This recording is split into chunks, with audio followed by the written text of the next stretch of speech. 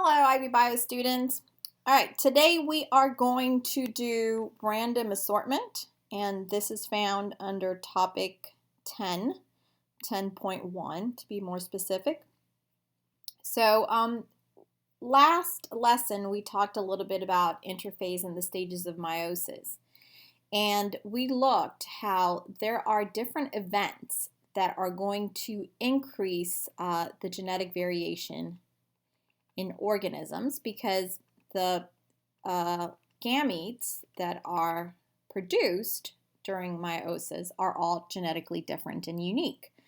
So we know that genetic variation happens because of crossing over, and we know that crossing over happens in prophase 1 of meiosis 1. We're going to be looking at that in another video lesson. But we also know that genetic variation happens due to independent assortment. Independent assortment. And that's what we're going to be looking at today.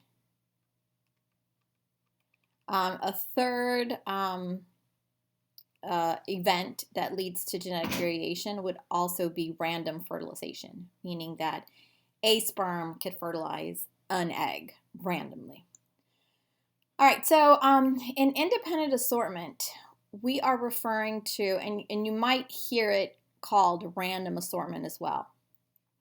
Now, in independent assortment, we have independent assortment of genes due to the random orientation of the pairs of the homologous chromosomes. That means that when these chromosomes pair up during metaphase and align, they do so randomly, which means that the genes that are found on these chromosomes can now assort randomly.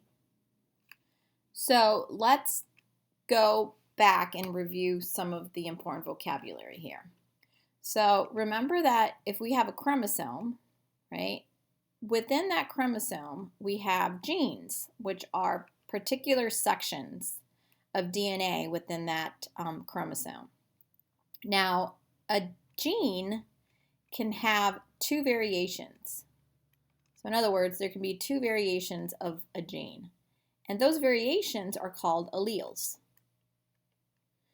And the allele can be a dominant allele that we represent with a capital letter, or a recessive allele that we represent with a lowercase letter. So here in this picture, they're showing us homologous chromosomes, right? One that comes from mom and one that comes from dad. And these homologous chromosomes can arrange themselves in these particular lanes. I like to think of them as lanes, right?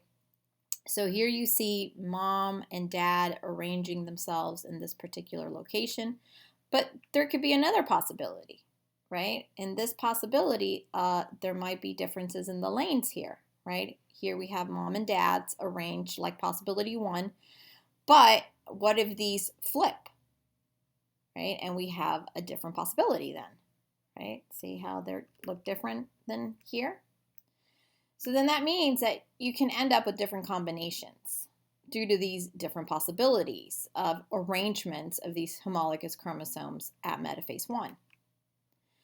So within these homologous chromosomes, we see the alleles, and here the alleles are shown with these yellow lines on top and with the purple lines here at the bottom. Now, of course, we have over 30,000 genes, right, within our DNA arranged within chromosomes. Here they're overly simplifying and only showing you 2 genes.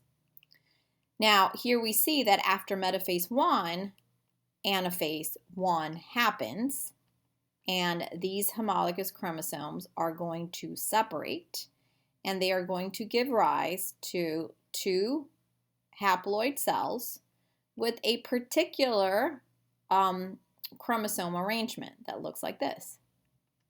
Now, these homologous chromosomes are going to separate again during anaphase 2, and they're going to give you different gamete combinations. right? One gamete combination could be homozygous dominant, might look like this. Another gamete combination might look like this, right? Or both be the same, right? So that would be one combination.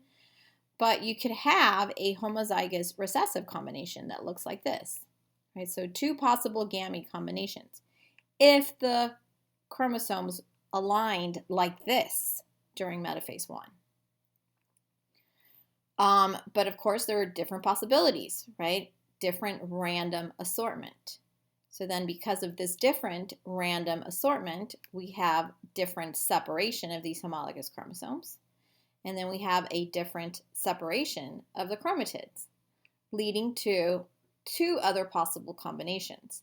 This possible combination might give you a heterozygous gamete that looks like this, or a heterozygous gamete that looks like this.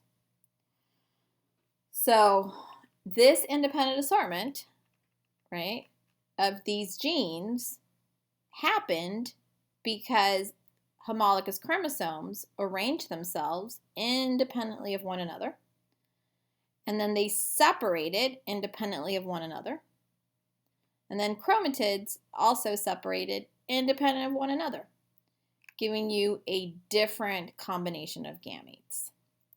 And this is why we are all genetically unique, unless we're identical twins, because every sperm that was made in our dad's gonads are different.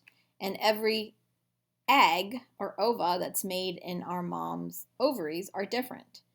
And when that sperm and that egg come together and the sperm fertilizes that egg, we also have some random fertilization there that gives us further genetic diversity. Okay, so that's it for random independent assortment. We will look at the other source of genetic recombination when we look at crossing over.